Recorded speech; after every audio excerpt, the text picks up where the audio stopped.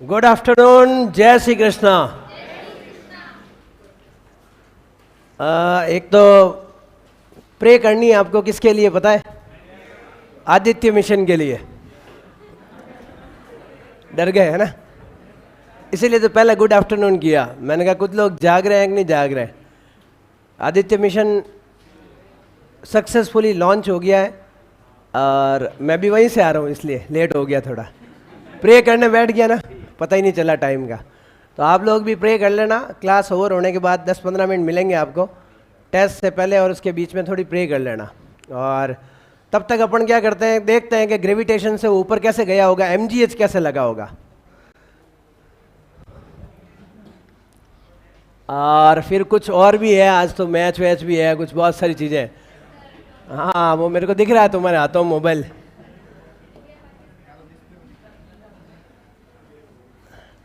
कल देखो work energy theorem मैंने करवा दी थी, है ना। लास्ट एक क्वेश्चन भी करवाया था क्या? देखो वर्क एनर्जी का, कि वर्क क्या कर रहा है, उसकी काइनेटिक एनर्जी को चेंज कर रहा है। ठीक है, अब हमारा जो नेक्स्ट टॉपिक है, ये तो हमने करा दिया, इसके न्यूमेरिकल करा देंगे। नेक्स्ट हमारा टॉपिक जो है उसका नाम है स्थितिज ऊर्जा। बोलो कौन सी ऊर्जा? स्थितिज ऊर्जा। कुछ लिखाऊंगा इसके बारे में, इसलिए हेडिंग लगा लो फटाफट से। इसको इंग्लिश में बोलते हैं कौन सी एनर्जी बताओ? Potential energy. फटाफट से हेडिंग लगाओ, लिखाऊंगा मैं इसको लैंग्वेज के फॉर्म में।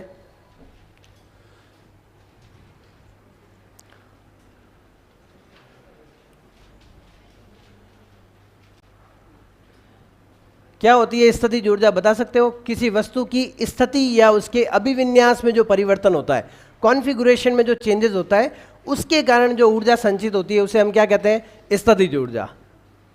रेडी हो लिखने के लिए? समझाता जाऊंगा, लिखाता जाऊंगा। लिखो, किसी वस्तु या निकाय, किसी वस्तु या निकाय की स्थिति में परिवर्तन के कारण, किसी वस्तु या निकाय की स्थिति में परिवर्तन के कारण,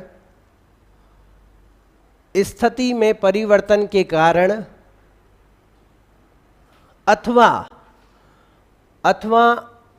अभिविन्यास, कॉन्फ़िगरेशन, अथवा अभिविन्यास, ब्रैकेट में लिख सकते हो कॉन्फ़िगरेशन, अभिविन्यास ब्रैकेट में लिख सकते हो कॉन्फ़िगरेशन, मतलब उसका स्ट्रक्चर चेंज हो गया। अभिविन्यास में परिवर्तन के कारण, अभिविन्यास में परिवर्तन के कारण संचित ऊर्जा, में परिवर्तन के कारण संचित ऊर्जा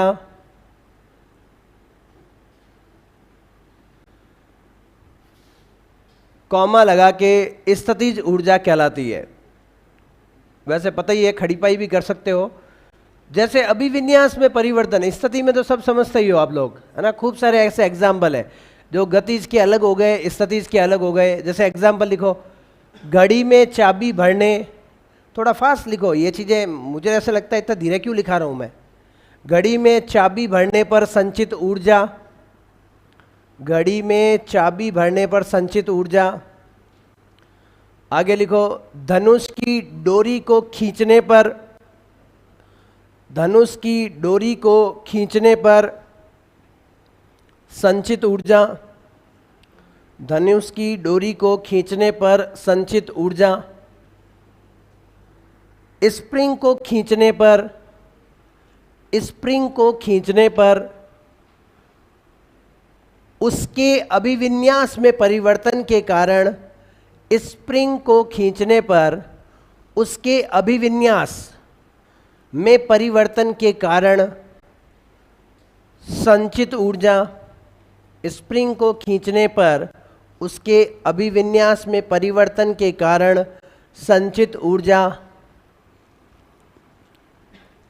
आगे लिखिए, बांध में, बांध जो होता है ना, डोम जो होता है बांध, उसके अंदर जल के भराव के कारण संचित ऊर्जा। बांध में जल के भराव के कारण संचित ऊर्जा, बांध में जल के भराव के कारण संचित ऊर्जा। ये खूब सारी ऐसी ऊर्जाएं हैं जो आपको किसके रूप में आएगी बताओ, स्थितिज ऊर्जा के रूप में आएगी। अब ये तो नॉर्मल परिभाषा हो गई, ठीक है। अब थोड़ा इसको और डीप समझने का प्रयास करते हैं। लिखो, सामान्यतया स्थितिज ऊर्जा, सामान्यतया स्थितिज ऊर्जा, सामान्यतया स्थितिज ऊर्जा दो प्रकार की होती है। सामान्यतया स्थितिज ऊर्जा दो प्रकार की होती है। सामान्यतया स्थितिज ऊर्जा दो प्रकार की होती है। इधर ध्यान दीजिएगा। अब यहाँ पे हमारे पास में दो टाइप की स्थितिज ऊर्जा हो जाएगी। सामान्यतया लगाया, और भी खूब सारी मिलेगी, लेकिन हम यहाँ पे दो कैटेगरी की बात करेंगे। पहली कैटेगरी जो होगी उसका नाम हो जाएगा गुरुत्वीय स्थितिज ऊर्जा। बोलो कौन सी हो जाएगी? गुरुत्वीय, जिसका नाम है कौन सी ऊर्जा बताओ? स्थितिज ऊर्जा। इसको इंग्लिश में बोलते हैं ग्रेविटेशनल पोटेंशियल एनर्जी, सही है। दूसरी जो है वो कहलाती है प्रत्यास्थ। बोलो क्या कहलाती है? प्रत्यास्थ स्थितिज ऊर्जा। सुनना अच्छे से हो, ध्यान रखना, प्रत्यास्थ स्थितिज ऊर्जा। अब दोनों में फर्क क्या है? दोनों में फर्क ये है कि इस ऊर्जा का निर्माण जो होता है वो स्थिति में परिवर्तन के कारण होता है। बोलो किस में परिवर्तन के कारण?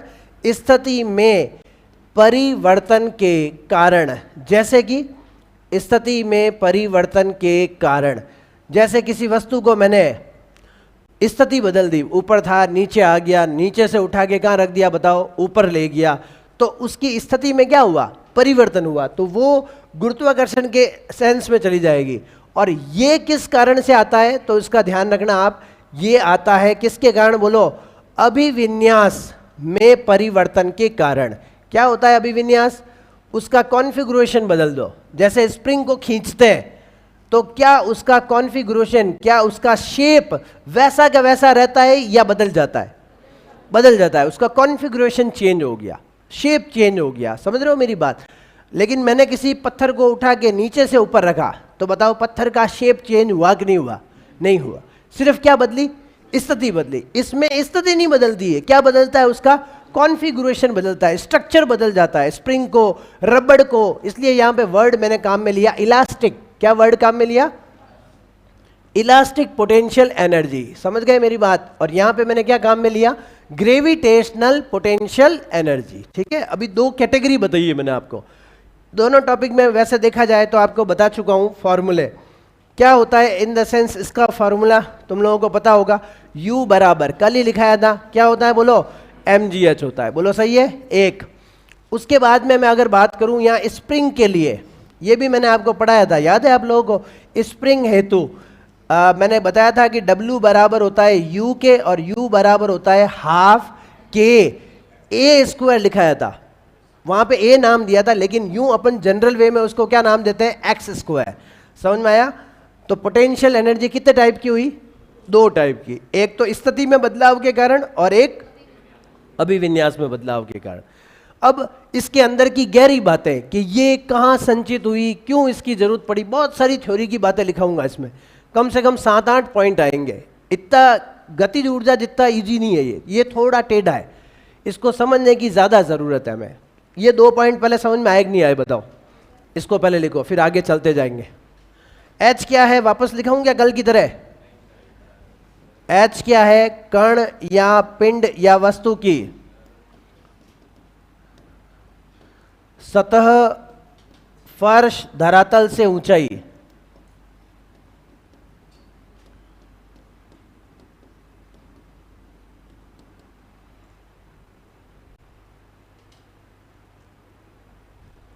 प्रत्यास्थ को क्या कहेंगे इंग्लिश में? यही कहेंगे, थोड़ा इंतजार करो।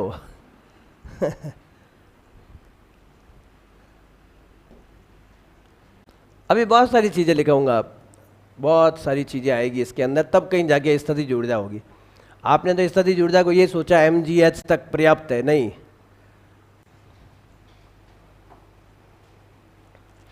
इसीलिए तो परिभाषा में मैंने लिखाया था कि स्थिति में परिवर्तन अथवा अभिविन्यास में परिवर्तन, ताकि दो कैटेगरी आपको पता चल जाए।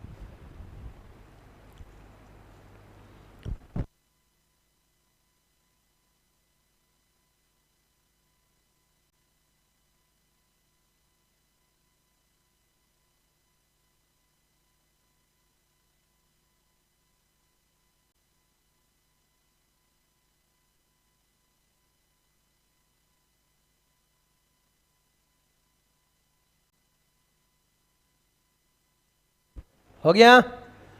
अब बड़ी बड़ी बातें, हर लाइन अपने आप में इंपॉर्टेंट जाएगी, हर line, each and every line इसके अंदर कुछ न कुछ सवाल छोड़ के जाएगी, आपको ध्यान देना है।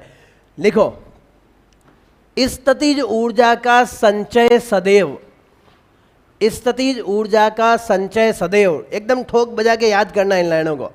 स्थितिज ऊर्जा का संचय सदैव, या सदैव कह सकते हो, स्थितिज ऊर्जा का संचय सदैव संरक्षी बल क्षेत्र में ही होता है। स्थितिज ऊर्जा का संचय सदैव संरक्षी बल क्षेत्र में ही होता है, संरक्षी बल क्षेत्र में ही होता है। क्या मतलब हुआ, फटाफट बताओ, संरक्षी बल क्षेत्र कौन कौन से होते हैं? उदाहरण बताओ संरक्षी बल क्षेत्र के, जैसे गुरुत्वीय क्षेत्र, जैसे विद्युत क्षेत्र, जैसे चुंबकीय क्षेत्र, जैसे स्प्रिंग बल। अरे पहला टॉपिक पढ़ो, इस यूनिट के अंदर सबसे पहले मैंने बताया था कि संरक्षी जो होता है वो कौन सी ऊर्जा को स्टोर कर रहा है, बताओ? स्थितिज ऊर्जा को। लाइन पढ़ो बच्चों, वापस पढ़ो, क्या कह रहा है ये? स्थितिज ऊर्जा का संचय कहाँ होता है? संरक्षी बल क्षेत्र में होता है। मतलब असंरक्षी में कभी भी स्थितिज ऊर्जा का नामो निशान नहीं होगा। तो नीचे आगे लिखो, अर्थात गुरुत्वीय क्षेत्र में, अर्थात गुरुत्वीय क्षेत्र में, गुरुत्वीय क्षेत्र में गुरुत्वीय स्थितिज ऊर्जा, गुरुत्वीय क्षेत्र में गुरुत्वीय स्थितिज ऊर्जा, शॉर्ट शॉर्ट में लिख दो, गुरुत्वीय स्थितिज ऊर्जा, कॉमा विद्युत क्षेत्र में, कॉमा विद्युत क्षेत्र में विद्युत स्थितिज ऊर्जा, विद्युत क्षेत्र में विद्युत स्थितिज ऊर्जा, चुंबकीय क्षेत्र में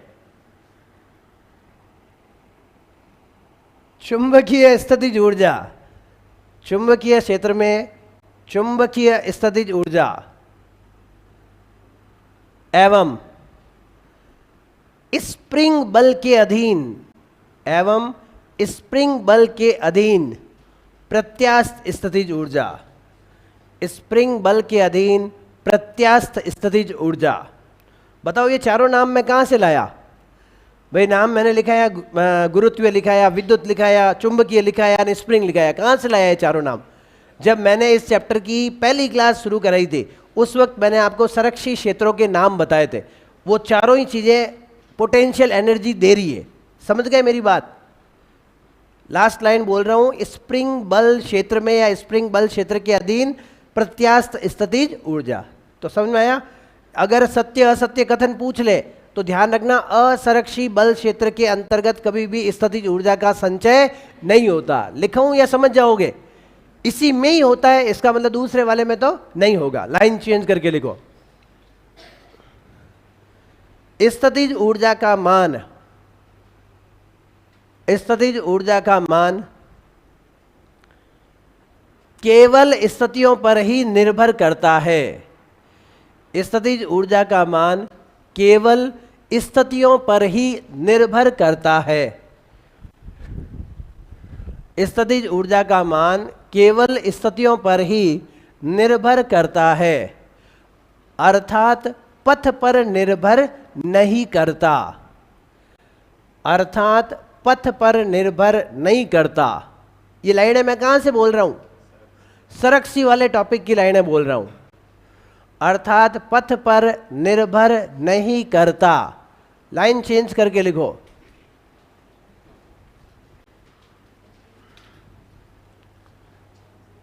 एक पूर्ण चक्र के लिए, एक पूर्ण चक्र के लिए स्थितिज ऊर्जा का मान 0 होता है। एक पूर्ण चक्र के लिए स्थितिज ऊर्जा का मान 0 होता है। ब्रैकेट में लिख दो, संरक्षी बल क्षेत्र हेतु। एक पूर्ण चक्र के लिए स्थितिज ऊर्जा का मान 0 होता है, ब्रैकेट में लिख दो, संरक्षी बल क्षेत्र हेतु। लाइन चेंज करके लिखिए, किसी निकाय के स्थायित्वता का मापक किसी निकाय सिस्टम, किसी निकाय के स्थायित्वता का मापक, स्थायित्वता का मापक उसकी स्थितिज ऊर्जा होती है। किसी निकाय के स्थायित्वता का मापक उसकी स्थितिज ऊर्जा होती है, उसकी स्थितिज ऊर्जा होती है। इधर सुनिएगा, निकाय का स्थायित्व, एक निकाय कैसा स्टेबल है, लेस स्टेबल है या मोर स्टेबल है, उसकी स्टेबिलिटी कौन डिसाइड करता है बताओ? उसकी स्टेबिलिटी डिसाइड करती है उसकी निकाय की, बोलो कौन सी ऊर्जा? स्थितिज ऊर्जा। इन्वर्सली होती है भैया, देखना अभी समझाऊंगा। वो हो जाएगी, बताओ क्या? निकाय की कौन सी ऊर्जा बताओ? स्थितिज ऊर्जा। समझते जाना है देखो, क्योंकि नोट्स फॉर्म में लिखा रहा हूं इसलिए समझना बहुत ज़रूरी है। इन्वर्सली प्रोपोर्शनल है, मतलब हमारा U जितना मिनिमम होगा, U क्या होगा बताओ? अगर U मिनिमम है तो आपकी स्टेबिलिटी क्या होगी बताओ? उसकी स्टेबिलिटी क्या होगी? अधिक होगी। और अगर U हमारा मैक्सिमम है तो बोलो क्या हो गया? उसकी स्टेबिलिटी क्या होगी? बोलो मिनिमम होगी। अभी देखो एक छोटा सा एग्जांपल देता हूँ। मैं अभी पढ़ाते पढ़ाते जानबूझ के आपने देखा होगा इधर से उधर डोल रहा था, कभी इधर जा रहा था, कभी उधर जा रहा था। बताओ मेरी स्थिति में परिवर्तन हो रहा है या नहीं हो रहा है? भाई इधर जा रहा हूँ, उधर जा रहा हूँ, जैसे आपके सामने चलता हूँ, स्थिति में लगातार क्या कर रहा हूँ? परिवर्तन। ऐसे यूँ समझना कि भाई स्थिति बदल रही है। अब मुझे बताओ, स्थिति जब मेरी लगातार बदल रही है तो स्थितिज ऊर्जा ज़्यादा हुई। भाई स्थितिज ऊर्जा क्यों आती है? स्थिति में परिवर्तन के कारण, सही है। तो मेरी स्थितिज ऊर्जा क्या हुई? ज़्यादा, क्योंकि मेरी स्थिति में क्या हो रहा है? बोलते जाना साथ साथ। अब मुझे आप स्टेबल कहोगे या आप मुझे लेस स्टेबल कहोगे, थोड़ा कम स्टेबल कहोगे, स्थायी कहोगे या अस्थायी कहोगे? अस्थायी। और अगर मैं एक लकड़ की तरह यहाँ उब जाऊँ और यहाँ खड़े खड़े चुपचाप है ना ऐसे बोलता रहूँ, लिखते रहो लिखते रहो लिखते रहो, मेरी स्थिति बदलू ही नहीं, ऐसे घोड़ा उबे जो उब जाऊँ, एक टांग यूँ करके दूसरी टांग यूँ करके, तो बताओ आप मुझे क्या कहोगे? घोड़ा नहीं कहोगे? क्या घोड़ा कहेंगे? माँ तो खराब जी क्या? आप मुझे स्थायी कहोगे। क्या कहोगे? क्योंकि मेरी स्थितिज ऊर्जा क्या है बताओ? कम है, क्योंकि मेरी स्थिति में परिवर्तन क्या हुआ? कम हुआ। समझ में आया मेरी बात? मेरी अगर मैं एक जगह खड़ा हूं, मेरी स्थितिज ऊर्जा क्या है? कम है, क्योंकि परिवर्तन बहुत कम हुआ। तो आप मुझे क्या कहोगे? स्थायी कहोगे। उल्टा है, ध्यान रखना। अगर स्थितिज ऊर्जा ज्यादा है तो स्थायित्व क्या होगा? कम। और अगर स्थितिज ऊर्जा कम है तो स्थायित्व क्या होगा? ज्यादा होगा। लिखो।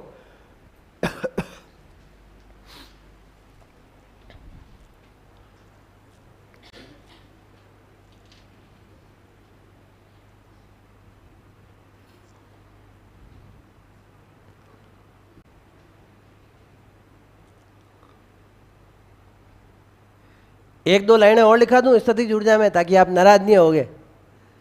एक पैराग्राफ तो भर गया होगा नहीं? एक पेपर पूरा ही हो गया होगा।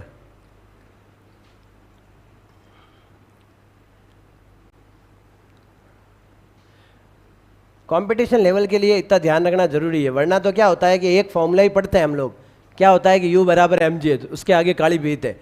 लेकिन जब कंपटीशन पढ़ाते हैं, जब सब चीज़ें दाएं बाएं की बतानी पड़ती है। लाइन चेंज करके लिखिए। अरे उसी लाइन में मत रहो, एक ही लाइन में रहेंगे लोगों को शक होगा। अरे लिखो ना भाई, तो लाइन चेंज करो, उस लाइन के अंदर हाथ में अटकाओ। हाँ ऐसे आगे लिखो। स्थितिज ऊर्जा से निकाय की स्थायी अस्थायी, स्थितिज ऊर्जा से निकाय की स्थायी अस्थायी एवं उदासीन संतुलन अवस्थाओं का निर्धारण होता है। स्थायी अस्थायी एवं उदासीन संतुलन अवस्थाओं का निर्धारण होता है। संतुलन अवस्थाओं का निर्धारण होता है। संतुलन अवस्थाओं का निर्धारण होता है।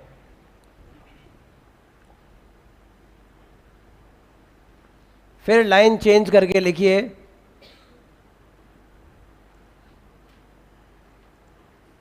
किसी निकाय के लिए, किसी निकाय के लिए,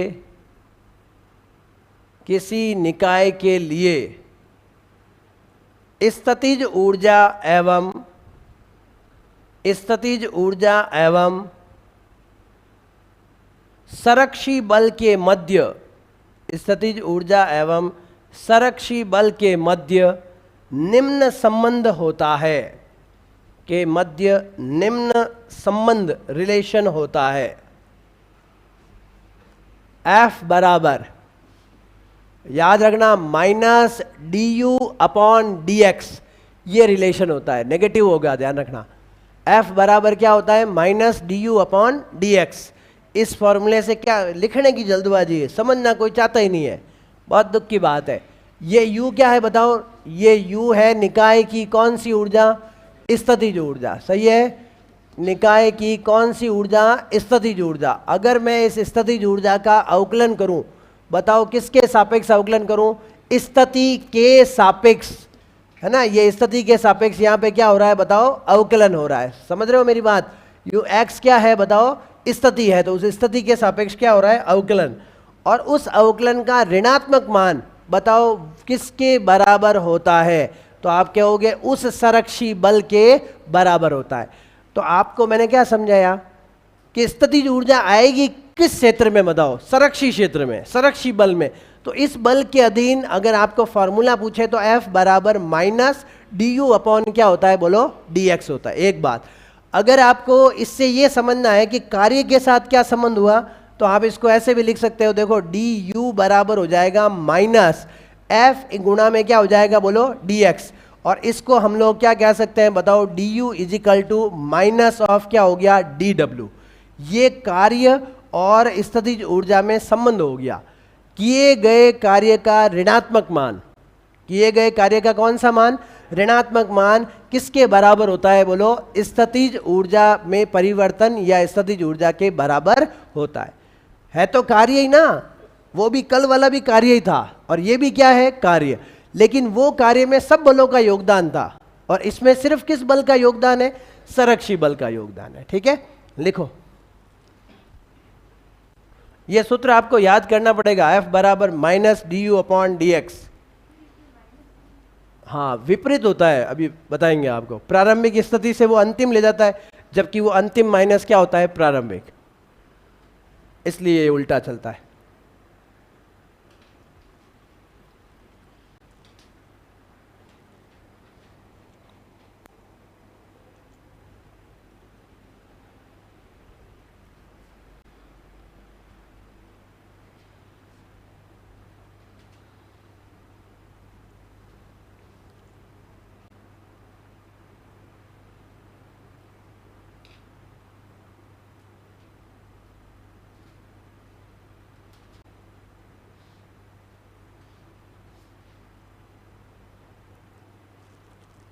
टाइमिंग वगैरह तो आपके उसमें आई होगी ना ऐप में, मेरे को क्या पता। टाइम हो गया, d U is equal to minus d W. मतलब जैसे देखो, मेरी बात सुनना, आपने किसी आवेश को लेके आए, अनंत से किसी बिंदु पे लेके आए। आपने विद्युत विभव की परिभाषा पढ़ी होगी कि इकाई धनावेश को अनंत से विद्युत क्षेत्र में किसी बिंदु तक लाने में किया गया कार्य। अब आप ला रहे हो वहां से यहाँ, ठीक है, अनंत से कहाँ ला रहे हो, किसी एक बिंदु पर, मतलब उसकी प्रारंभिक अवस्था से कहाँ ला रहे हो, अंतिम अवस्था। जब हम परिवर्तन निकालते हैं तो क्या करते हैं, अंतिम में से प्रारंभिक को क्या करते हैं, माइनस करते हैं। तो उल्टा हो गया, कार्य क्या कहता है, वस्तु को प्रारंभिक स्थिति से कहाँ ले जाता है, अंतिम स्थिति, जबकि स्थितिज ऊर्जा क्या कर रही है, अंतिम में से क्या कर रही है, प्रारंभिक। इसलिए इसके बीच में कौन सा निशान आया है, माइनस का निशान आया ना। ऋणात्मक कार्य, किए गए कार्य का उल्टा। और ऋणात्मक कार्य तो मैं आपको पढ़ा भी चुका हूं, है ना। अभी एक छोटा सा नीचे एक एग्जाम्पल लिखो, देखो, दो धनावेशों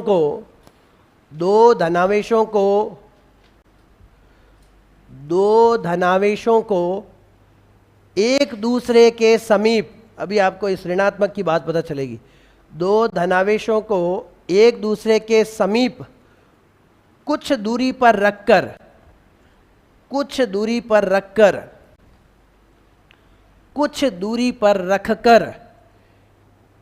एक धनावेश को दूसरे धनावेश की ओर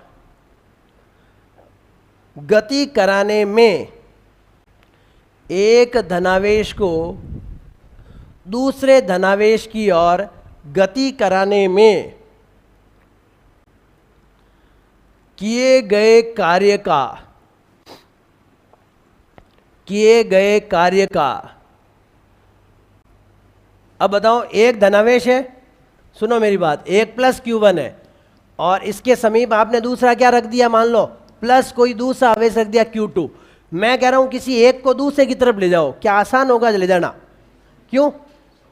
क्योंकि प्लस प्लस में क्या होता है, प्रतिकर्षण। आपको उसके विरुद्ध क्या करना पड़ रहा है, कार्य करना पड़ रहा है। तो वो जो कार्य है उसका ऋणात्मक मान बताओ किसके रूप में स्टोर्ड होगा, कौन सी, विद्युत स्थितिज ऊर्जा। बोलो कौन सी ऊर्जा? जैसे मैं चीज को नीचे से कहां रख रहा हूं, ऊपर रख रहा हूं, गुरुत्वाकर्षण कहां लग रहा है, मैं उसके अगेंस्ट वस्तु को कहां ले जा रहा हूं, ऊपर। बताओ कौन सी एनर्जी स्टोर्ड होगी, गुरुत्वीय स्थितिज ऊर्जा। आई बात समझ में? मतलब समझो, कार्य का मान तो ऋणात्मक है, लेकिन स्थितिज ऊर्जा का मान कैसा हुआ बताओ, धनात्मक। क्यों? क्योंकि जो कार्य आता है उसको हमें क्या करना है, नेगेटिव करना है। कार्य तो नेगेटिव है ही है, उस नेगेटिव का नेगेटिव लेंगे तो बताओ आंसर क्या हो जाएगा, पॉजिटिव। आधे लोगों को बात ही समझ में नहीं आई, नेगेटिव कैसे हुआ कार्य। थोड़ा दिमाग लगाओ, मैंने बाल्टी को उठा के जमीन से उठा के ऊपर रख दिया, बताओ गुरुत्वाकर्षण बल कहाँ लगता है, विस्थापन कहाँ हुआ, कार्य कैसा हुआ, ऋणात्मक। मतलब W की वैल्यू कैसी आएगी, नेगेटिव आएगी। तुम्हें लिखाया भी था मैंने नोट्स के अंदर। अब मैं कह रहा हूं उसकी स्थितिज ऊर्जा, W तो नेगेटिव हो गया, अब बताओ उसकी स्थितिज ऊर्जा क्या होगी, तो वो आप कह रहे हो mgh होगी, सर पॉजिटिव होगी। क्यों हुई पॉजिटिव? क्योंकि आपका कार्य कैसा था, उस नेगेटिव का नेगेटिव करेंगे तो बताओ क्या होगा, तो वो हमारा कौन सी होगी, स्थितिज ऊर्जा होगी। बात समझ में आ गई आप लोगों को? तो ये भी मैंने एग्जाम्पल इसीलिए वैसा लिखाया है। क्या लिखाया था देखो एक आवेश के सापेक्ष दो धनावेशों को एक दूसरे से कुछ दूरी पर रखकर एक धनावेश को दूसरे धनावेश की ओर गति कराने पर या गति कराने में किए गए कार्य का ऋणात्मक मान, किए गए कार्य का ऋणात्मक मान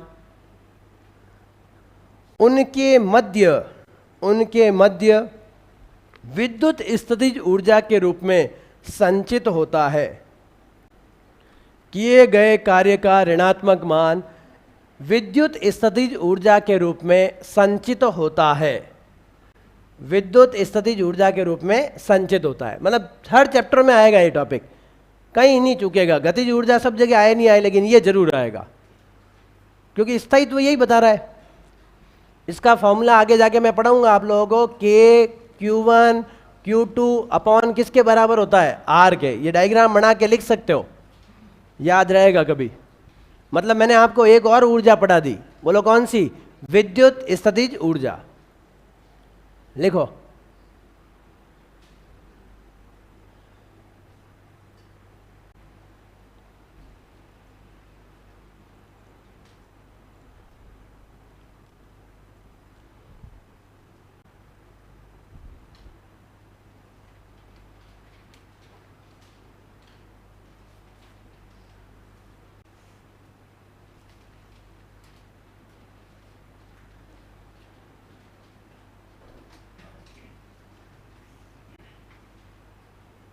एक और इसकी व्याख्या कर लो, इसी की व्याख्या लिखा रहा हूं। लिखो, जल से भरी बाल्टी को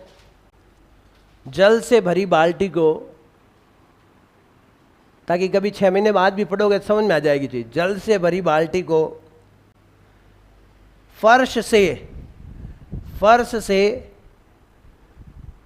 h ऊंचाई तक ऊपर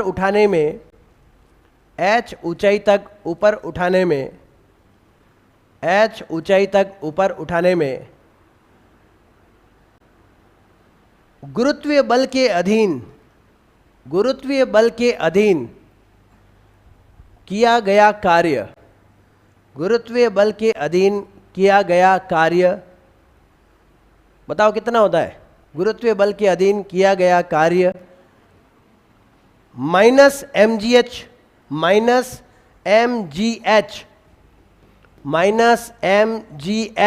ब्रैकेट में जरूर नाम लिखो ऐसे, ऋणात्मक कार्य ऐसे लिखना आप, माइनस mgh ब्रैकेट में लिखना कौन सा कार्य, ऋणात्मक कार्य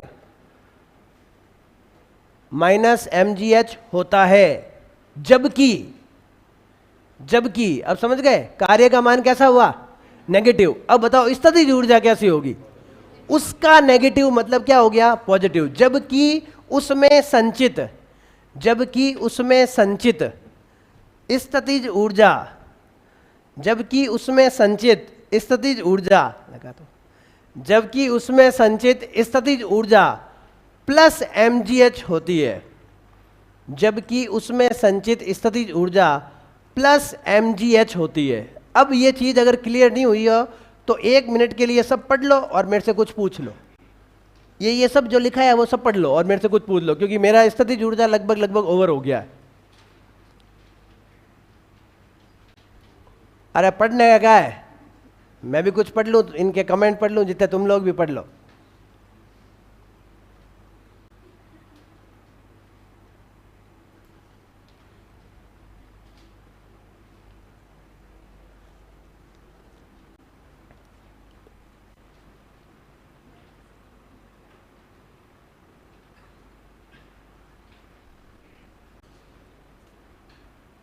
अब समझ में आ गया, ये कार्य का ऋणात्मक स्थितिज ऊर्जा के बराबर होगा, और इसमें ये संबंध हो गया, ये फॉर्मूले आपको याद करने, ऐसे करके ये हमारा स्थितिज ऊर्जा वाला टॉपिक क्या हो गया, कंप्लीट हो गया। लेकिन मैं आपको ये कहूँगा कि इसमें 2 और ऊर्जाएं जुड़ती है, चुंबक वाली और विद्युत वाली, लेकिन वो हमारे टॉपिक होगा तो पढ़ा दूंगा। विद्युत वाली का फॉर्मूला मैंने बता दिया, कोई ये नहीं पूछेगा कि क्या होता है, क्योंकि जब चैप्टर आएगा उस वक्त बता दूंगा, राइट।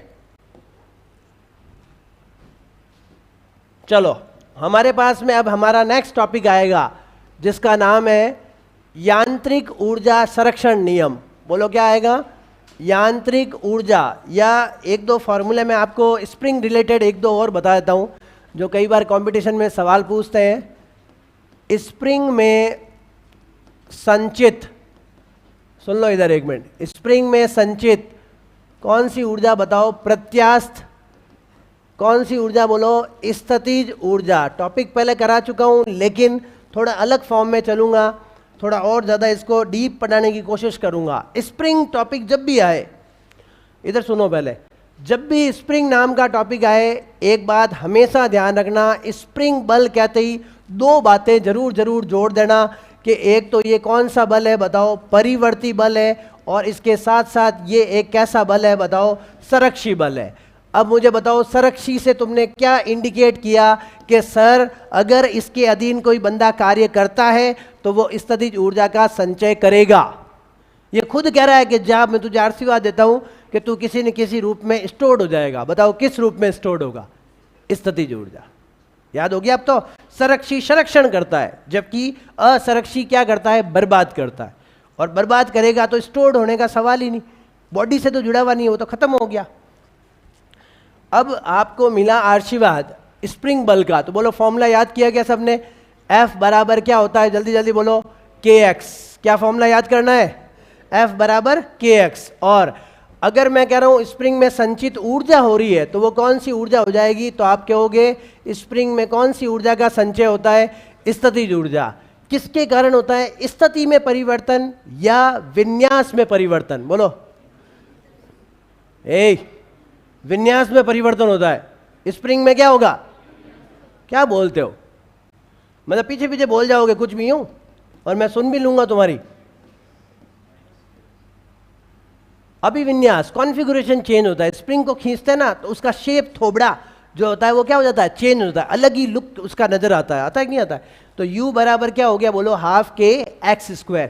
इस सूत्र के अंदर मैं आपको 3 सूत्र और बताऊंगा जो आपको याद करने हैं। ये तो याद हो गया, बताओ इसका मात्रक क्या होगा, तो आप क्या होगे, सर इसका मात्रक जूल होगा। अब जो आपको कंपटीशन के लिए याद करना है वो फॉर्मूला क्या, देखो U बराबर पहला फॉर्मूला है हाफ kx², याद हो गया। दूसरा फॉर्मूला सुनना, मैं k की जगह क्या लिख सकता हूं बताओ, इस k को रिप्लेस कर रहा हूं यहां से यहां, तो अगला फॉर्मूला क्या हो गया, हाफ fx। सही है, उसके बाद मैं तीसरे फॉर्मूले में x को रिप्लेस कर दो, अगर मैं x को यहां से हटा दूं तो बताओ क्या हो जाएगा, F अपॉन K हो जाएगा। तो बताओ फॉर्मूला क्या बन गया।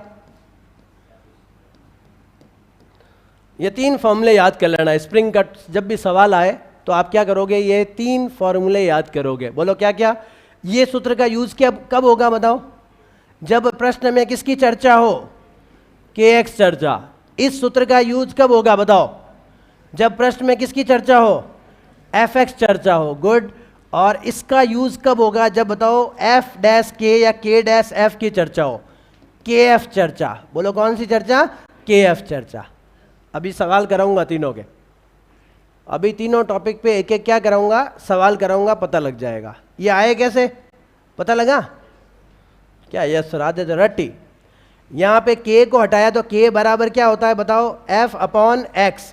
यहाँ x को हटाया तो x की जगह क्या लिख दिया, f अपॉन k रख दिया। ठीक है, तो ये फॉर्मूले बन गए, लिख लो।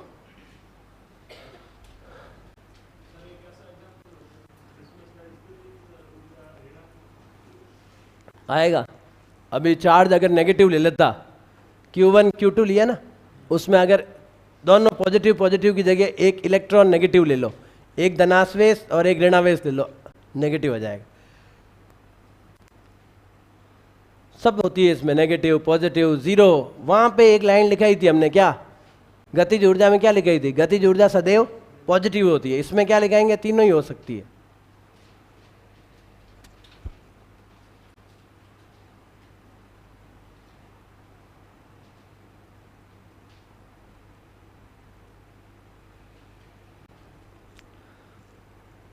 जितना जब भी थ्योरी लिखाता हूं ना, तो आप समझ लेना थ्योरी लिखाया मतलब सवाल सत्य असत्य कथन के बारे में सवाल पूछेगा।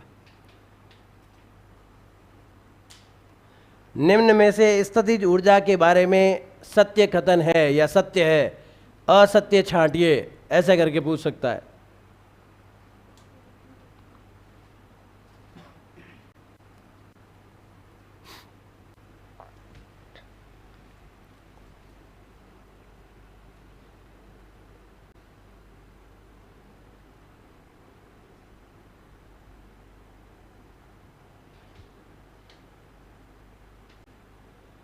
अब इसके सवाल करा देता हूँ हाथों हाथ, तुम्हें पता चल जाएगा कैसे सवाल आएंगे। ठीक है,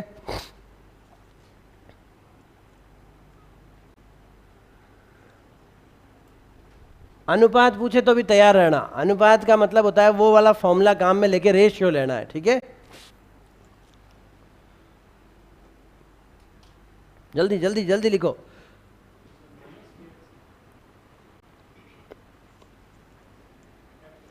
वो तो सब फिर इसलिए तो माइनस वाले को तो W के साथ जोड़ के U को पॉजिटिव कर लिया।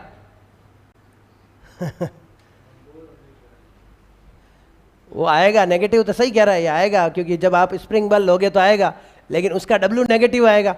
उस W नेगेटिव को फिर नेगेटिव से गुणा करके U को क्या कर लिया, पॉजिटिव कर लिया। इतनी देर से यही तो सिखा रहा हूँ। अब तुम लोग क्या कर रहे हो, बहुत यूं अंदर डीप तक जाने लगे, लेकिन मैं चाहता नहीं हूँ कि इतना डीप सिखाऊं तुम लोगों को, काम की ज़्यादा चीज़ नहीं है। अब तू उस अनुवाद चला गया, क्या माइनस क्यों नहीं आया, अब वो आ तो गया, उसके आगे माइनस आगे प्लस हो गया। और फॉर्मूले में कभी भी माइनस आता नहीं है। मैंने जब भी माइनस लिखाया भी होगा ना, उसके नीचे एक चीज़ लिखाई होगी कि ये माइनस बताता है कि स्प्रिंग बल की दिशा बाह्य बल की दिशा के क्या होती है, विपरीत। देखना वो भी लिखा है वहाँ मेरे। ये बंदा क्या कह रहा था, सुन लो पहले। ये कह रहा है सर यहाँ माइनस आना चाहिए स्प्रिंग बल में, तो मैं भी कह रहा हूँ आना चाहिए और आएगा। फिर उससे जब कार्य निकालेंगे वो भी माइनस आएगा, लेकिन मुझे कार्य निकालना है कि स्थितिज ऊर्जा, और स्थितिज ऊर्जा क्या करती है, कार्य को वापस माइनस कर दो। तो जो चीज माइनस है उसका माइनस क्या होता है, प्लस। अभी जो एग्जाम्पल दिखाया था बाल्टी वाला, वो वाला। लो अब सवाल,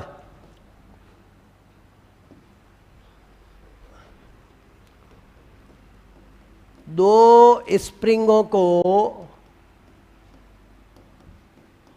समान बल लगाकर खींचा जाता है यदि इनके स्प्रिंग नियतांकों का अनुपात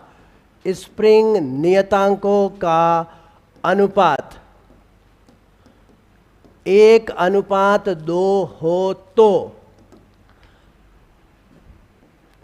संचेत स्थितिज ऊर्जा का अनुपात होगा। अगर नहीं समझ में आए तो मेरी क्लास को आज इस टॉपिक तक ही सीमित कर देना, तो भी तकलीफ नहीं होगी, लेकिन समझना जरूरी है क्योंकि ऐसे सवाल आते हैं एग्जामों के अंदर, और ये 2-3 बार और दर्शन देगा आपको। ऑप्शन दूँ क्या कि सवाल सीधा ही करा दूँ? Option A, option B, option C और ऑप्शन डी। बहुत सारे ऑप्शंस लिख दूंगा, 1:1, 1:2, 2:1 और 1:3। चलो stop writing, stop stop stop stop stop. ये सोच लें कि भाई हम लोगों को पहला सवाल करवा रहे हैं सर स्प्रिंग वाला। 2 स्प्रिंग है, बोलो कितनी स्प्रिंग है? 2 स्प्रिंगों को समान बल लगाकर खींचा जाता है। पहली बात तो 2 स्प्रिंग है, तो आप मन में सोच लो आपके पास में ये एक स्प्रिंग है और ये आपके पास में दूसरी स्प्रिंग है। क्या दोनों स्प्रिंग की जो स्प्रिंग नियतांक है उसकी स्टिफनेस जो है वो एक जैसी है या अलग अलग है? तो आप क्या होगी, अलग अलग स्प्रिंग है, एक का नाम K1 हो गया और एक का नाम क्या हो गया, K2। किसी को K1 K2 समझ में नहीं आए तो मन में मैं कह रहा हूं उसको ये याद रखना है कड़ापन, वो स्प्रिंग कितनी टाइट है। हर स्प्रिंग लेके अपन उसकी क्या देखते हैं, टाइट देखते हैं, कितनी टाइट है वो, ऐसे। तो एक का K1 है, एक का K2 है, और प्रश्न खुद कह रहा है, बोलो क्या, K1:K2 इजिकल टू क्या है, 1:2। मतलब आपको K1/K2 दे दिया, वो कितना है बोलो ये तो गिवन है। अब क्या पूछा है आपको, देखो 2 स्प्रिंगों को समान बल लगाकर खींचा जाता है। क्या प्रश्न में बल की चर्चा है? क्या प्रश्न में बल की चर्चा है। उसके बाद में एक तो चर्चा है, बोलो किसकी, बोलो बल की, ये रहा बल की चर्चा। दूसरा किसकी चर्चा है, बोलो स्प्रिंग नियतांक। और फाइंड क्या करना है, बोलो स्थितिज ऊर्जा। अब आपके पास लिखा हुआ है ऐसा फॉर्मूला टालो जिसके अंदर बल हो, स्प्रिंग नियतांक हो और स्थितिज ऊर्जा हो। बोलो कौन सा फॉर्मूला लगेगा? देखो ये बल स्प्रिंग नियतांक और ये कौन सी ऊर्जा, स्थितिज ऊर्जा। अरे फॉर्मूला चयन करना आया? अब बोलो जल्दी से कौन सा फॉर्मूला काम में लो। तो आप यहां पे लोगे U का वह सूत्र, U का कौन सा सूत्र, वह सूत्र जिसमें KF चर्चा हो। बोलो कौन सी चर्चा हो, KF चर्चा। क्या होता है बोलो वो फॉर्मूला?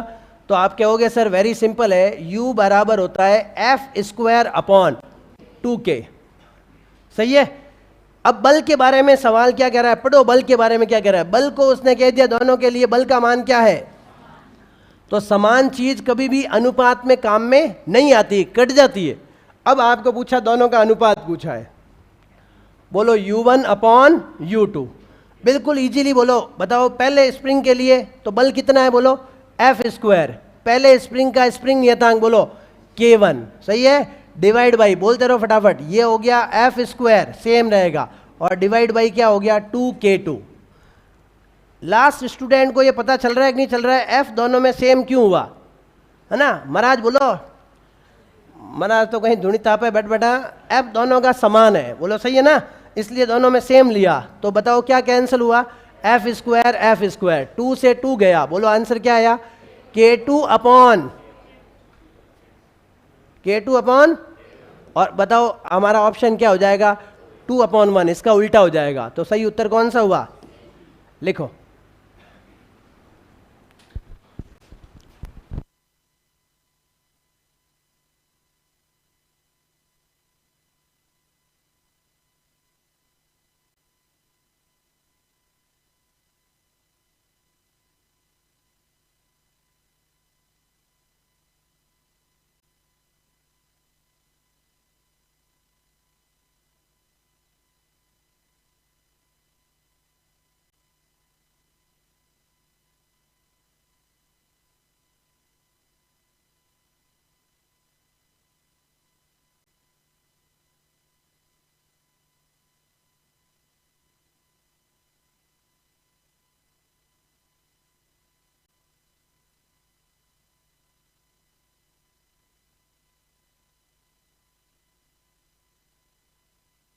इस प्रश्न को अच्छे से समझ लेना, क्योंकि इस पे एक सवाल और पूछने वाला हूं मैं अभी।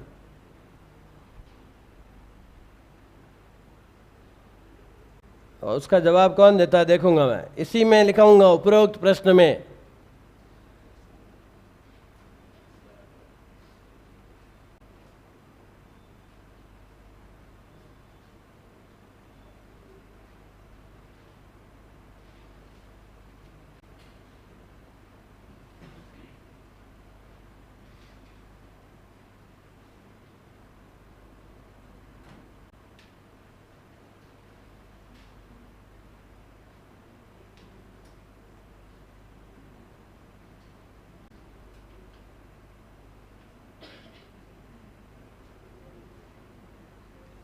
थोड़ा जल्दी लिखो, थोड़ा जल्दी लिखो।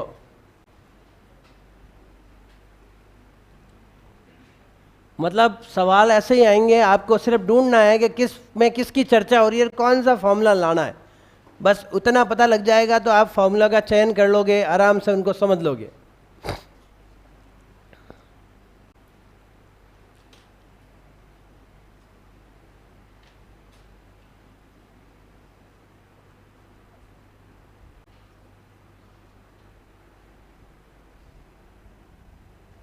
चेंज करें, ये समझ में आ गया? तो फिर अगले सवाल के लिए तैयार रहो। वो अगला सवाल लिख रहा हूँ और एक सवाल पूछूंगा और फिर आपको उसका जवाब देना। अभी इसमें एक सवाल पूछ रहा हूँ, पेन हाथ में रखो, रेडी रखो और बताओ उपरोक्त प्रश्न में, इसी के अंदर पूछ रहा हूँ, उपरोक्त प्रश्न में स्प्रिंगों के विस्थापनों का अनुपात क्या होगा। सिर्फ यहाँ पे हट गया, हो तो के बाद में संचित वर्ड हट गया, उसके स्प्रिंग के विस्थापनों का अनुपात क्या होगा।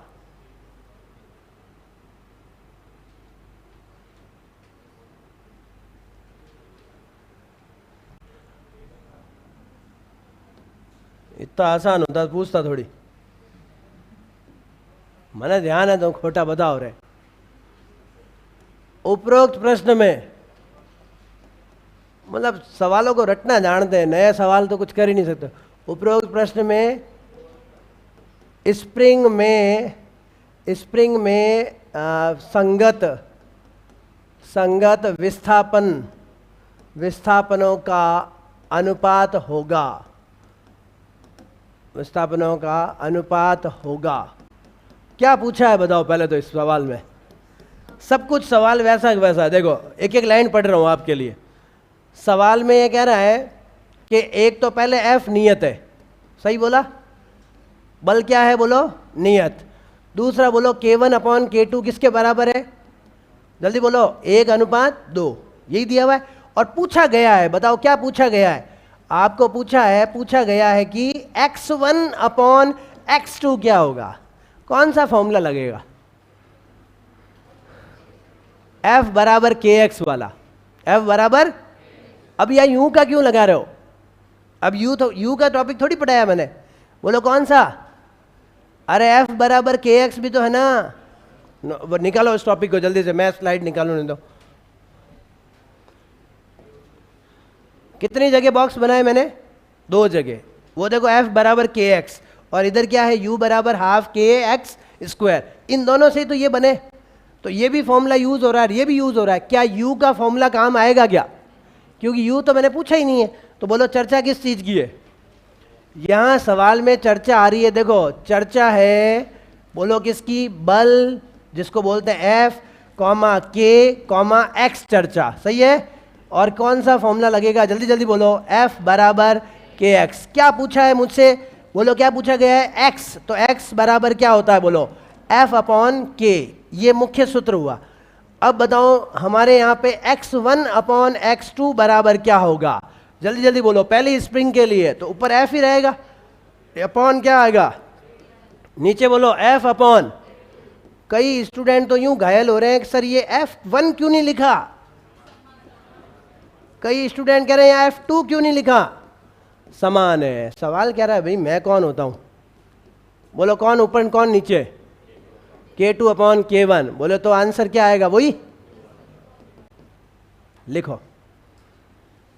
गुड विजय, विजय ने पहले बता दिया था 2:1।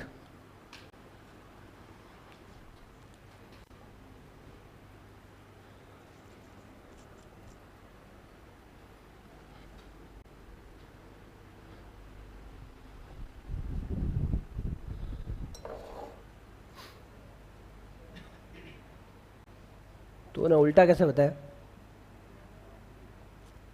बोला ही नहीं।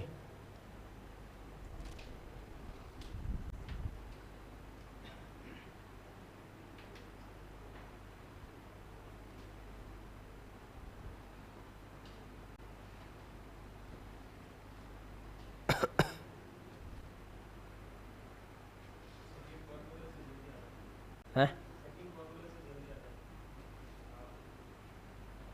यू वाला फॉर्मूला, वो तो अच्छा U1 U2 को यूज ले ना उधर वाले को। हाँ पहले आप समझे नहीं, मैंने क्या है कि उस इस सवाल को कराने का मतलब क्या हुआ कि आपको यू नहीं पूछेंगे, फिर वो लाइन हट जाएगी। मैंने यही तो बोला आपको, वो तो के बाद जो लाइन आई थी ना वो हटके उसकी जगह ये आ जाएगी। वो तो आपने तो 2 सवाल कर दिए फिर कि पहले वो निकालोगे और फिर ये करोगे। मैं हमेशा एक सवाल में दूसरा कराता हूँ, उसके पीछे लॉजिक क्या रहता है मेरा कि ये लाइन है तो यही रहे, ये तो से जो है ना वो चेंज हो जाएगी लैंग्वेज, तो फिर आप ये क्यों माथाफोड़ी करोगे। मुझे ही पता है वो तो सब मिक्स है तो उससे निकलेगा ही, लेकिन अपन इतनी माथाफोड़ी नहीं करेंगे। सर ये x1 और x2 कैसे हुआ, क्यों हुआ, क्योंकि सवाल में उसने ये कहा है कि संगत विस्थापनों का अनुपात पूछा है। मतलब संगत का मतलब क्या हुआ, पहले स्प्रिंग का विस्थापन x1 और दूसरी का क्या हुआ x2। इसको विस्तार भी बोलते हैं, है ना, विस्थापन होना, विस्तारित होना, फैलना, खींचना। चेंज करूं,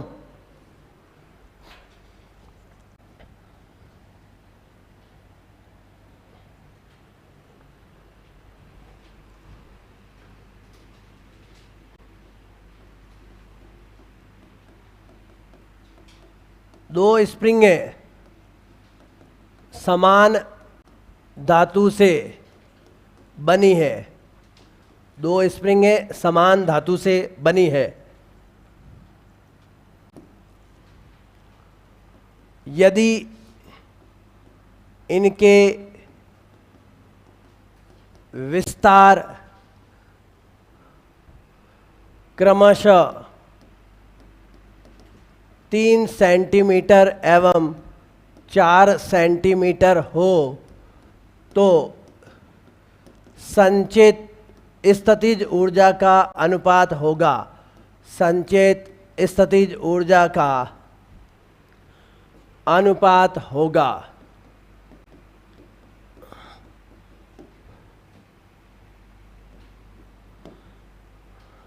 एक मिनट रुक जाओ भाई लोगों, 1 मिनट रुक जाओ। पहली लाइन का कोई मुझे अर्थ बताए, आप में से ही बताएंगे। 2 स्प्रिंगें समान धातु से मिलकर बनी है, क्या कहना चाह रहा है ये, बहुत बढ़िया। उनका स्प्रिंग नियतांक क्या है, समान। वो स्प्रिंग की नेचर है, वो मटेरियल सेम है, तो ध्यान रखना समान धातु से मिलकर बनी है। इसका मतलब ये हुआ कि उनका के क्या हो गया, बोलो, समान हो गया, नियत हो गया, कांस्टेंट हो गया, कुछ भी है, वो दोनों का के सेम है, हो गया सेम। के की चर्चा हो गई। अब चलो चर्चा किसकी करते हैं, यदि इनके विस्तार क्रमशः, बोलो x1 कितना है 3 सेंटीमीटर और x2 कितना है 4 सेंटीमीटर हो, तो पूछा क्या है बताओ, U1 अपॉन U2 पूछा। फॉर्मूला निकालो, जल्दी निकालो, कौन सा फॉर्मूला काम आएगा, 1/2 kx² वाला। गुड। हमारे पास में चर्चा किस चीज की है, हाफ kx वाला, सही है। अनुपात पूछा है, बोलो U1 अपॉन, बोलो क्या लिखेंगे, हाफ k1 x1², सही, डिवाइड बाई हाफ k, बोले ही नहीं है, रुक गए, थम से गए हैं। बोलो k गया, हाफ गया, क्या आंसर आएगा, x1 अपॉन x2 का होल स्क्वायर, 3 4 का स्क्वायर, 9 बटा क्या हो गया 16। लिखो।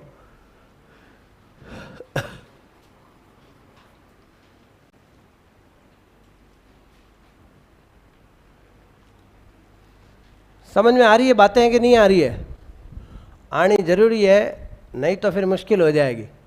हाफ kx² का सवाल करा दिया, थर्ड वाले का करा दिया एफ स्क्वायर अपॉन 2k का, बीच में बच गया आपका कौन, एफ एक्स, हाफ लगेगा आगे,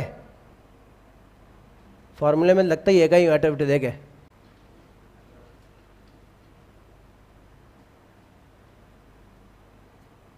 रजनीगंधा की तरह बैठा है ना मैं,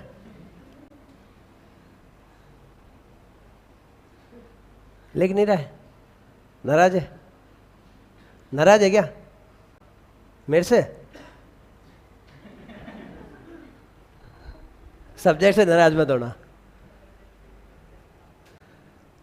मैं तेरी जुदाई सह लूंगा रे बांडिया भले ही नाराज हो।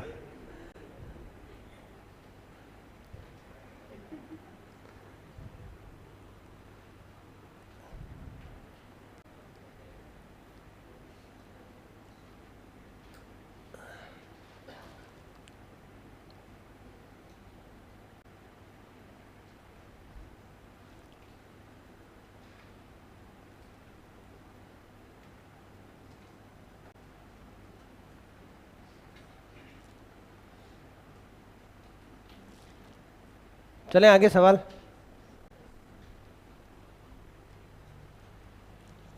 अब आपको पता तो ये सर प्लान कर रहे हैं उस तीसरे फॉर्मूले को एग्जीक्यूट करने के लिए, लेकिन मैं भी उसमें कुछ परिवर्तन लाना चाहूँगा क्योंकि तुम लोग तैयार हो आक्रमण के लिए, तो मैं उसको किसी और रूप में पेश करूँगा।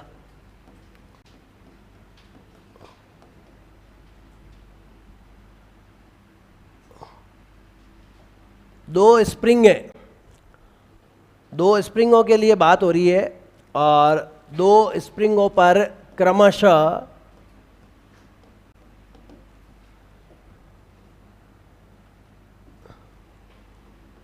100 ग्राम एवं 250 ग्राम भार लटकाकर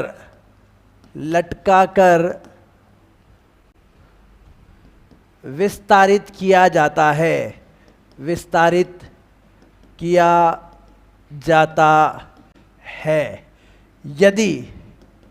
यदि इसमें संचित स्थितिज ऊर्जाओं का अनुपात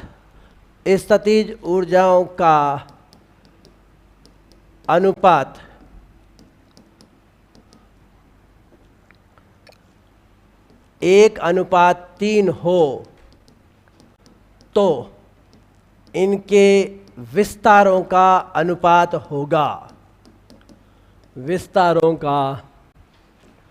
अनुपात होगा।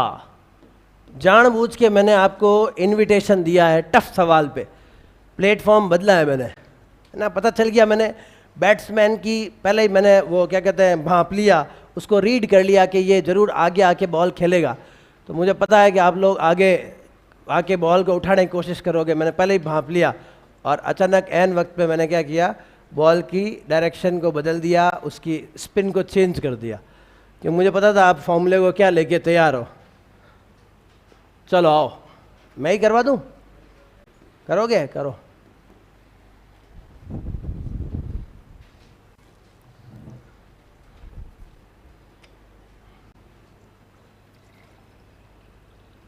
बढ़िया बच्चे हो, कर लोगे, क्योंकि ये सब टॉपिक मैंने कराए हुए हैं, बाहर क्या भला है, वो सब अला भला जो भी है सब आपके ऊपर कोई असर नहीं डालेगी, क्योंकि मैंने पहले ही तांती बांध रखी है।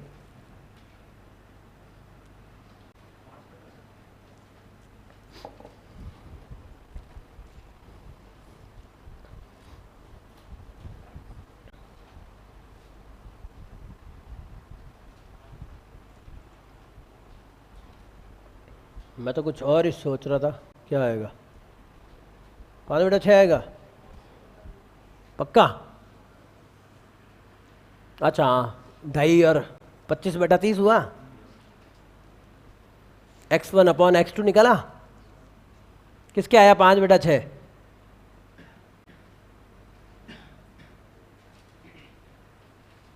विजय क्या कर रहा है?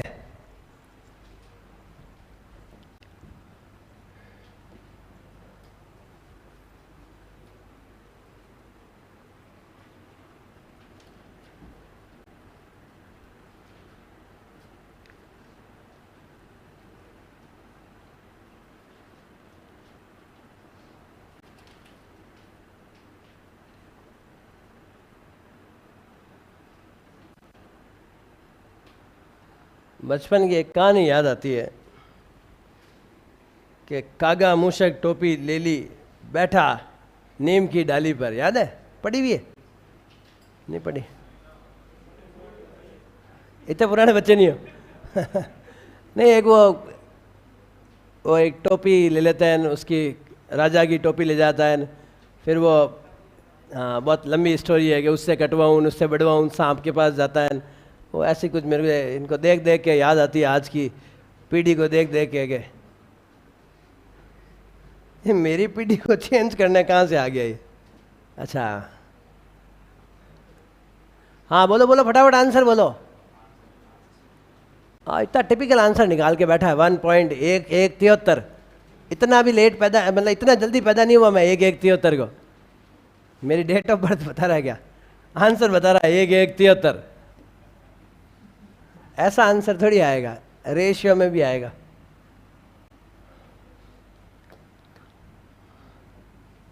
चलो भाई सवाल को पढ़ते हैं। 2 स्प्रिंगों पे भार कितने कितने लग रहे हैं बताओ। पहली बात तो सवाल को समझने की कोशिश करो। कोई भी स्प्रिंग है उसको खींचने के लिए क्या हमें पकड़ के खींचना पड़ता है या उसके ऊपर भार भी लटका सकते हैं? है ना, लटकाते हैं ना भार। तुम लोगों को पता होगा एक स्प्रिंग तुल्ला आता है, स्प्रिंग वाला तुल्ला जो आपके घर में गैस सिलेंडर डिलीवर करने आते हैं, तो वो आप उसको कहते हो वजन करने का, तो क्या करते हैं वो अड़ोस पड़ोस की दुकान से डिजिटल ताकड़ियाँ लेके आते हैं और फिर तुम्हारे सामने घर पे लाके पटकते हैं, उसके ऊपर तोल देंगे। उनके पास अलग होता है, अलग एक होता है जिसको स्प्रिंग तुला बोलते हैं। कौन सा तुला? स्प्रिंग तुला। तो उसके अंदर जैसे ही लोड लटकाओगे, जैसे ही उसके ऊपर क्या लटकाओगे बताओ? भार। तो ये बाह्य बल लगा कि नहीं लगा उसके ऊपर? तो ये mg कहलाता है। बोलो क्या कहलाता है ये? mg। What is this? ये आपका f है। किसने खींचा इसको? व्यक्ति ने खींचा या किसी द्रव्यमान के भार ने खींचा? भार ने खींचा। तो तुम्हें पता लग गया भार, इसका रोल ये होता है। गिवन दैट, बताओ सवाल में क्या क्या दिया हुआ है, जल्दी जल्दी लिखते जाओ। गिवन दैट आपको दिया हुआ है पहले m1 कितने ग्राम है? बोलो 100 ग्राम। बोलो m2 क्या है? 250 ग्राम। बदलने की जरूरत नहीं है क्योंकि अनुपात है इसलिए। उसके बाद में बोलो फटाफट से u1 अपॉन u2 कितना दे रखा है? 1:3। और पूछा क्या है? x1 अपॉन, वेरी गुड, अच्छी बात है। समझदार बच्चों की ये निशानी होती है। कौन सा फॉर्मूला लगेगा? फॉर्मूला तो फिक्स है। u बराबर, मैंने कहा था, इनविटेशन दे चुका था, क्या लगेगा? हाफ fx लगेगा। लगेगा? अब मुझे बताओ यहाँ f है या भार के रूप में काम आ रहा है? भाई आज बल लग रहा है या बल के स्थान पे हम लोग भार अप्लाई कर रहे हैं? तो भार क्या है बताओ? बल नहीं है क्या? गति का सेकंड नियम पढ़ा के मैंने हेडिंग लगाई थी भार और ब्रैकेट में लिखाया था एक प्रकार का बल। तो बताओ इसका फॉर्मूला क्या हो जाएगा? बोलो हाफ, जल्दी जल्दी बोलो, mg इंटू एक्स। सही है? भार के पदों में लिख दिया मैंने इसको। अब u1 अपॉन u2 लेता हूं मैं, तो बोलो u1 upon u2 is equal to, बोलते रहो, हाफ, बोलो m1 g वही रहेगा, बोलो x1 डिवाइड बाई, बोलो हाफ m2 g, आगे बोलो कैंसिल करो फटाफट जो जो आपके नहीं काम के हैं वो। क्या बचा? बोलो m1 अपॉन m2, आगे बोलो x1 अपॉन। अब आपको निकालना क्या है बताओ इससे? वो आपको निकाल दो, पुट वैल्यूज, सब मान रख दो। यहां पे मान क्या आएगा? बोलो u1 अपॉन u2 की जगह m1 पहला द्रव्यमान कितना है? 100 ग्राम, और डिवाइड में 250 ग्राम 250। आगे बोलो x1 अपॉन, जल्दी जल्दी बोलो आंसर। 1 0 से 1 0 कैंसल, 5 की टेबल से 2, बोलो क्या आएगा? 5। सही है? इसका वज्र गुणा कर लो, 1/3 2/5 x1 अपॉन x2। करो वज्र गुणा, बताओ x1 अपॉन x2 का मान 5 अनुपात क्या आएगा? 6 आएगा। बोलो बढ़िया सवाल है कि नहीं है? ये घुमा के दिया हुआ था, हर बार u1 अपॉन u2 पूछ रहा था, अब की बार क्या पूछ लिया मैंने? x1 upon x2। लिखो।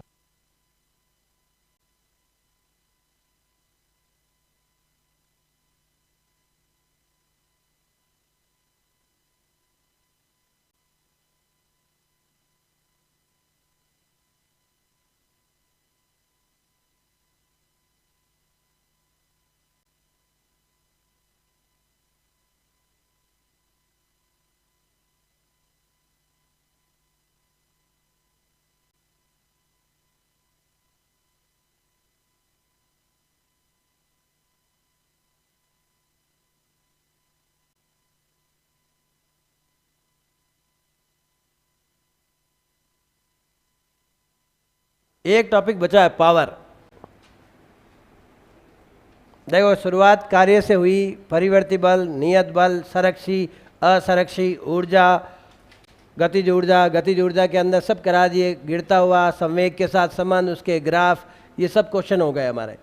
उसके बाद विस्तृत ऊर्जा की आज पूरी डिटेल लिखा दी, इससे कुछ चीज़ बाहर जा ही नहीं सकती है। थ्योरी और विथ न्यूमेरिकल फॉर्मूला सब आ गए, कुछ और न्यूमेरिकल जुड़ जाएंगे, वो तो mgh है, दो ही फॉर्मूले हैं, एक तो mgh का सवाल बनेगा और एक हाफ kx² का सवाल बनेगा। उसके अलावा कोई सवाल इस चैप्टर से बनता नहीं है, ठीक है ना। तो दो कैटेगरी वाले सवाल अच्छे से कर लेना।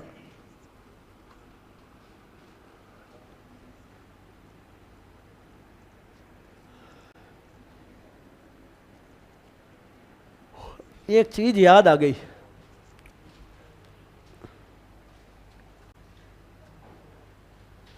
स्प्रिंग की अंदर संचित ऊर्जा और उसके विस्तार के बीच में बनने वाला ग्राफ कैसा होगा। स्प्रिंग में संचित स्थितिज ऊर्जा और उसके विस्तार के बीच बनने वाला ग्राफ होगा। हाँ सही बोला, कौन बोला? हाँ बोल। पैरा बोला, मैं तभी तो पूछा कौन बोला, पैरा बोला है ना। ये तो पैरा ही है। तो मुझे बता तेरा पैरा किधर की साइड होगा? यू की साइड, सिंगल घात की ओर होगा।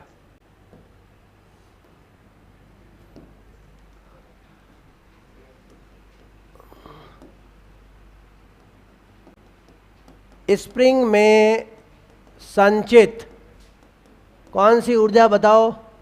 स्थितिज ऊर्जा एवं विस्तार के मध्य सही ग्राफ होगा, के मध्य सही ग्राफ होगा, या सही ग्राफ है लिख दो, अपने जो चार बनाने पड़ेंगे, दुख देखना पड़ेगा मेरे को। u बराबर क्या होता है भैया? Half kx²।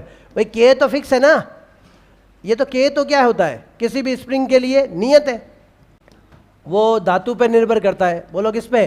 धातु पर निर्भर, कि भाई स्प्रिंग है किससे बनी हुई है? इस्पात की है, स्टील की है, लोहे की है, किसकी बनी हुई है?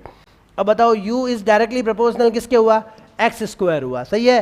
तो अब बताओ मुझे, देखता हूं मैं, यहाँ पे ले लिया मैंने u और यहाँ ले लिया मैंने x²। बताओ कैसा होगा? बोल। सब बार तू ही थोड़ी बोलेगी, कभी कभी तो हमारी बारी आएगी, कभी तो हम भी बोलेंगे। बोलो क्या बोलोगे? नियत ढाल की सरल रेखा। अरे रेखा, मैंने इसको क्या कर दिया? x² कर दिया। अगर मैं इसको x लेता तो, हाँ वो मैंने जानबूझ के इसको इन्विटेशन दिया ताकि ये एक ही एक शब्द बोले और इसको डांटी लग सके। अब बोलो क्या ग्राफ कैसा होगा? अब u आ गया और x हो गया, इस पे एक घात और इस पे दो घात है, या मैंने वैसे ही लिया है। तो अब बताओ कैसा ग्राफ बनेगा? पैराबोलिक बनेगा। कैसा बनेगा? पैराबोलिक। और याद रखना u नेगेटिव में जा सकता है, u 0 हो सकता है और u पॉजिटिव भी हो सकता है। एक फटाफट से ऊपर कहीं लाइन डालो, कहीं भी पीछे आगे कहीं लिखा हुआ था वहाँ, जहाँ u पढ़ाया था ना वहाँ लिख लो जल्दी से। स्थितिज ऊर्जा का मान, स्थितिज ऊर्जा का मान धनात्मक, इतने पन्ने पलट रहे हो जैसे कोई बहुत पुराना पाप है। स्थितिज ऊर्जा का मान धनात्मक, ऋणात्मक एवं शून्य हो सकता है।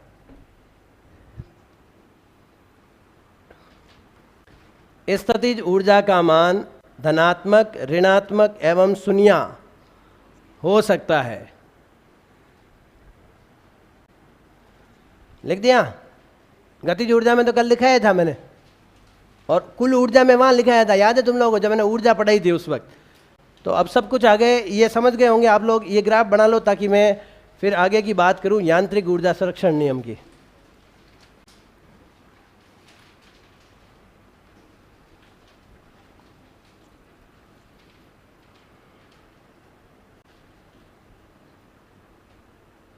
कैसा होगा u और x² में?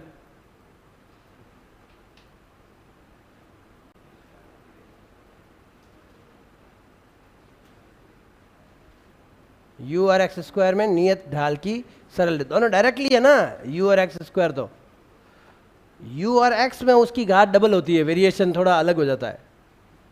हमेशा मुड़ता किधर है वो? एक घात की ओर। याद रखो भाई, एक्चुअली पूरा पैराबोला है ना, ऐसा होता है यो।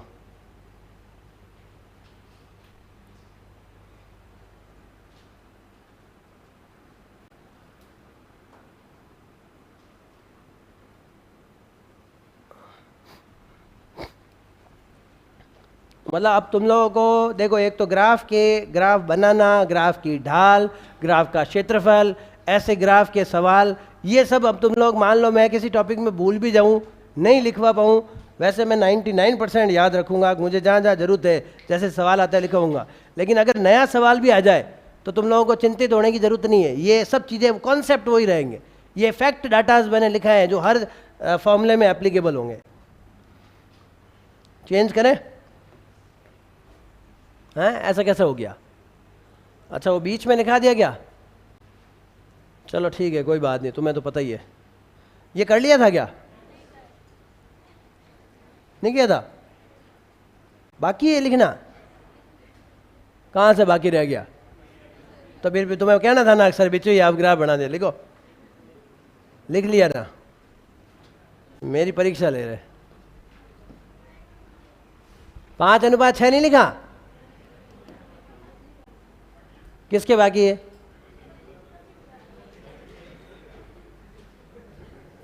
बेटे जानबूझ क्या हो, बदमाश है। मैच आ ही नहीं रहा, तुम भले कितना ही डिले करो।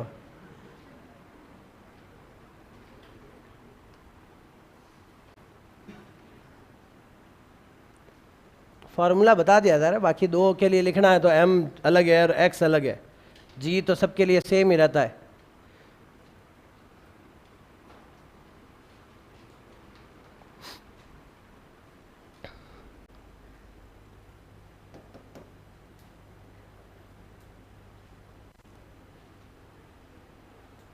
हेडिंग लगाइए,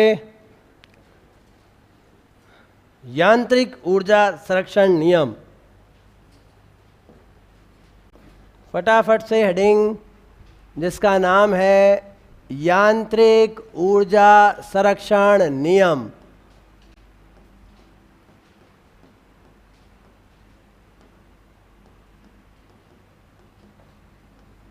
ये ऊर्जा संरक्षण नियम है या यांत्रिक ऊर्जा है? बताओ पहले तो।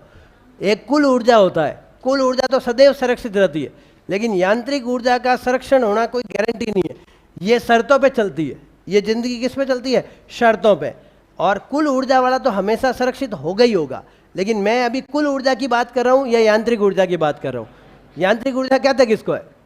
गतिज ऊर्जा और स्थितिज ऊर्जा के योग को। और वो तभी संरक्षित रहेगा, तभी कंजर्व रहेगा जब केवल और केवल उसके ऊपर संरक्षी बल लगे। बोलो कौन से बल लगे? केवल संरक्षी बल होंगे तभी इसका कंजर्वेशन मामला होगा, वरना तो दूसरे कोई भी आ गए तो इसके अंदर आपका ये यांत्रिक ऊर्जा का संरक्षण नहीं होगा। पहले सुनते हैं आराम से। यांत्रिक ऊर्जा संरक्षण नियम। देखो, नियम जो होता है ना, वो कोई न कोई एक्सपेरिमेंट से बनते हैं, और नियमों के आधार पर कुछ जो चीज़ें बन जाती है वो प्रिंसिपल बन जाते हैं। समझते हो ना? प्रिंसिपल किसको कहते हैं? प्रिंसिपल बता सकते हो आप मुझे? कोई समझा सकते हो? बताओ। सिद्धांत। पुराने लोग नहीं बोलेंगे, बाकी को सबको पता है। प्रिंसिपल, जो पुराने बच्चों को ध्यान है, प्रिंसिपल किसको कहते हैं? बताओ। नहीं पता? अरे प्रिंसिपल मतलब क्या होता है? Very simple. हाँ, आप जैसे कह रहे हो सिद्धांतों पे आधार है, कोई मतलब नहीं है। जिंदगी में सिद्धांत कुछ काम नहीं आएंगे। काम क्या आएगा? सुनना। प्रिंसिपल का एक्चुअल मीनिंग है प्रिंस के साथ बिताए गए पल, प्रिंसिपल कहलाता है। बाकी तुम्हारा सब कोई मतलब नहीं है, वो आपके लिए होंगे, बाकी मेरे लिए प्रिंसिपल का एक्चुअल मीनिंग यही है कि प्रिंस के साथ बिताए गए पल, उसको हम क्या बोलते हैं? प्रिंसिपल बोलते हैं। तो जब भी मैं प्रिंसिपल की बात करूंगा, मैं अपने साथ वाले पलों की बात करूंगा, दूसरे के पलों की बात नहीं करूंगा ना। आप किसी के साथ बिताओ, कुछ भी करो, मुझे मतलब नहीं। अब प्रिंसिपल बहुत सारे, कुछ कुछ इंपॉर्टेंट प्रिंसिपल इसके अंदर आएंगे, लेकिन मैं यांत्रिक ऊर्जा को इसलिए तवज्जो दे रहा हूं क्योंकि मेरे को एक प्रैक्टिकली बात करनी है। वो ये है कि केवल उसके ऊपर संरक्षी बल लगने चाहिए, है ना, तब तो हम उसको समझा पाएंगे। और अगर कोई बाह्य बल लग गया, बैटरी, हाँ यही सेल,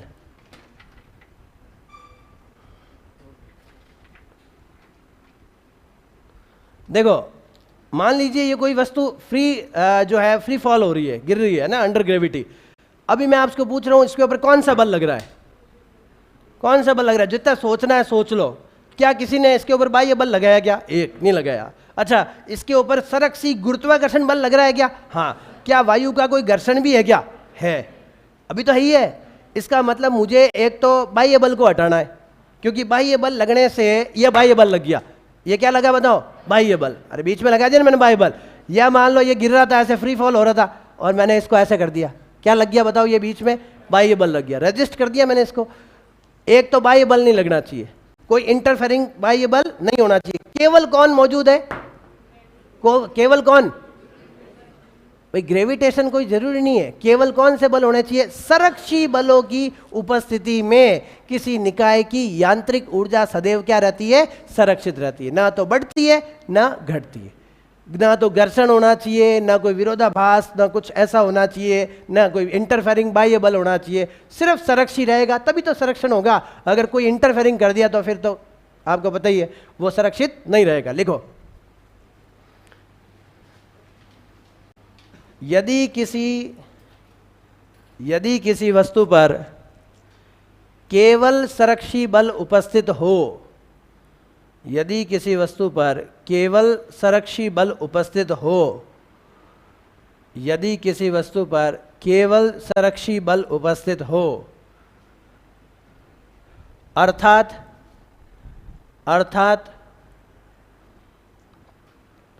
बाह्य बल एवं असंरक्षी बल अनुपस्थित हो, अर्थात बाह्य बल एवं असंरक्षी बल अनुपस्थित हो, बाह्य बल एवं असंरक्षी बल अनुपस्थित हो। जबकि कार्य ऊर्जा प्रमेय में मैंने किसको इंपॉर्टेंस दी थी बताओ? कौन से बल को इंपॉर्टेंस दी थी? बाह्य बल को, संरक्षी बल को या असंरक्षी बल को? पढ़ो, कार्य ऊर्जा प्रमेय में किसको दी थी? ऑल, सब बाह्य बल आ गए जितने भी है, ठीक है। हाँ लिखो आगे, क्या लिख रहे थे? अनुपस्थित हो, ब्रैकेट क्लोज। ब्रैकेट से पहले क्या था वो देख लेना वापस। यदि किसी वस्तु पर केवल संरक्षी बल उपस्थित हो, अर्थात ही ब्रैकेट में आ गया था, तो उसकी यांत्रिक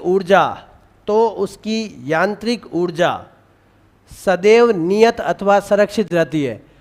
तो उसकी यांत्रिक ऊर्जा सदैव नियत अथवा संरक्षित रहती है। यांत्रिक ऊर्जा सदैव नियत या क्या रहती है बताओ? संरक्षित रहती है। कौन सी स्थिति में ऐसा होता है बताओ? केवल कंजर्वेटिव फोर्स। अंडर कौन से फोर्स बताओ? Conservative forces. केवल संरक्षी बलों की उपस्थिति में ऐसा होता है, ठीक है। दूसरे कोई भी बल इसमें आने नहीं चाहिए। दोनों को एब्सेंट कर दिया मैंने। दोनों कौन कौन? एक तो बाह्य बल का इंटरफेरिंग नहीं, दूसरा बर्बादी वाले भी वहां पे क्या नहीं होने चाहिए? उपस्थित नहीं होने चाहिए। तो E बराबर K प्लस U बराबर संरक्षित होता है। ये सिर्फ हमें फॉर्मूले के रूप में ही याद करना है कि दोनों ऊर्जाओं का कुल योग संरक्षित रहता है। इसका एग्जाम्पल बता सकते हो? लिखो, एक उदाहरण लिखो। स्वतंत्रता पूर्वक गिरती हुई प्रत्येक वस्तु, स्वतंत्रता पूर्वक गिरती हुई प्रत्येक वस्तु, वेरी गुड। स्वतंत्रता पूर्वक गिरती हुई प्रत्येक वस्तु वन लॉस। स्वतंत्रता पूर्वक गिरती हुई प्रत्येक वस्तु यांत्रिक ऊर्जा संरक्षण नियम का पालन करती है। यांत्रिक ऊर्जा संरक्षण नियम का पालन करती है।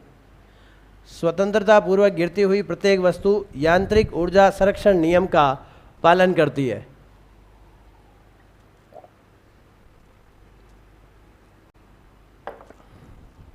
यांत्रिक ऊर्जा संरक्षण नियम का पालन करती है।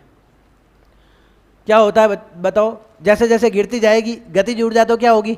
बढ़ती जाएगी। स्थितिज ऊर्जा क्या होगी? घटती जाएगी। और यांत्रिक ऊर्जा क्या रहेगी? बराबर रहेगी, ना तो घटेगी ना बढ़ेगी। बशर्ते क्या नहीं होना चाहिए? उसको कोई इंटरफेयर नहीं करना चाहिए और उसमें कोई भी विरोधाभास नहीं होना चाहिए। अगला एग्जांपल,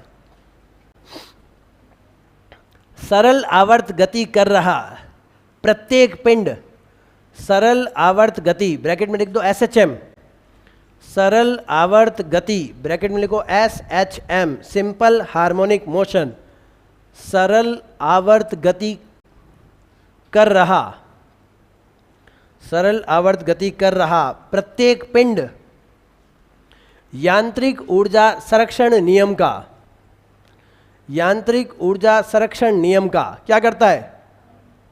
पालन करता है। लालन पालन मत लिख देना, सिर्फ पालन ही लिखना। यांत्रिक ऊर्जा संरक्षण नियम का पालन करता है कौन? जो SHM गति कर रहा है। अब तुम पूछोगे SHM गति क्या होती है, तो मैं समझाऊंगा तो होनी, इसलिए पूछना ही मत, क्योंकि अपना एक यूनिट है जिसमें आपको अलग से समझाएंगे ये SHM होता क्या है। अभी तो एक लाइन को याद रख लो, वहाँ पे जब लाइन आएगी ना तब मैं वापस आपको रिकॉल करूंगा आगे। देखो मैंने यांत्रिक ऊर्जा संरक्षण नियम में आपको ये लाइन लिखाई थी, उसका ये मतलब है। और इसका पहला एग्जाम्पल तो मैंने आपको कल समझाया था कि उसका हर बिंदु पे ऊर्जा का मान फिक्स होता है, नियत होता है, लेकिन गतिज बढ़ती है, स्थितिज घटती है। ठीक है, वो तो कल बात बताई थी। अब हमारा लास्ट टॉपिक रहा है जिसका नाम क्या है? पावर। लगा लो हेडिंग, अगली क्लास में बात कर लेंगे वैसे, या अगले में लगाएंगे, कोई दिक्कत नहीं। चलिए ठीक है फिर, थैंक यू सो मच। और दुआओं करने के लिए तो मैंने आपको बोला ही है, और बाकी सबको चांद की शुभकामनाएं।